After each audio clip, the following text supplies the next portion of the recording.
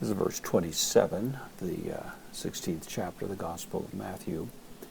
Jesus has just been advising his disciples of the importance of evaluating immediate gratification as opposed to the long-term benefits of surrendering one's interests now for the sake of Christ in order to, in effect, gain your life later. And in that connection, he refers to judgment, commonly taken to be the last judgment, the judgment at the end of history. There's a little bit of a dispute about that, but I think that's probably the better view. The ambiguity shows up with this word mele. Melo from the New Testament means is going to, but it can also mean is about to, and it would suggest something happening in the immediate future, but it doesn't necessarily always mean that, and in this case it does appear to be pointing to something of a final judgment in history. That's the way I'd take it. Postpositive gar for he is about to or he is going to, and then the subject of the verb ho huios, the son, to anthropu, of man. This is the formal title, the Son of Man. It appears to be an allusion to Daniel chapter 7. And sometimes Jesus will quote Daniel chapter 7 verbatim, coming with the clouds of heaven.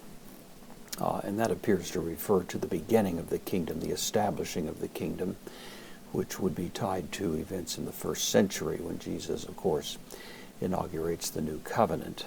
He doesn't quote it here directly, and this appears therefore to point rather to the end, the conclusion, the consummation of that kingdom era. So we're going to take that view. So the Son of Man is going to, erkasthrai, present infinitive, going to come. Mele will typically take the infinitive. Here in preposition with the dative te doxe, in the glory, to patros, of the Father. This is the genitive singular, out to, of him. Again, this departs from the direct quote of Daniel 7. He's coming in glory. The clouds of heaven implies a somewhat different situation than coming in glory, and I think it's legitimate to distinguish the two. So the Son of Man is going to come in the glory of his Father, meta, preposition with the genitive tone, angelon, with the angels in the genitive, out to, of him. So he's going to come with his angels. Kai tota, tota is indeclinable adverb, and then apodose, based on didomi.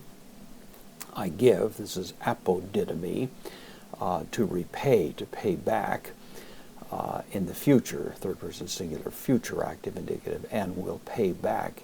Hekasto, hekasto is pronoun, means each one.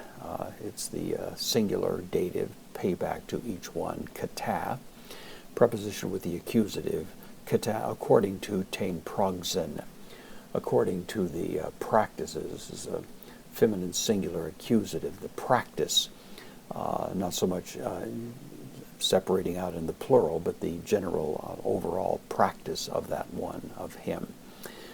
So there is a sense in which the final evaluation is in view here, in which a person's life is going to be evaluated in the context of judgment, and then it's going to be, of course, readily apparent whether a person was living in light of that final evaluation, or is a person living with respect to immediate benefits? Are they willing to take a cross and follow Jesus for the sake of a future advantage, or are they going to surrender that approach and simply live for immediate gratification? Of course, it's one of those important questions that Jesus raises at various occasions in his ministry, but this is probably one of the more pointed examples of Jesus calling that particular question to our attention.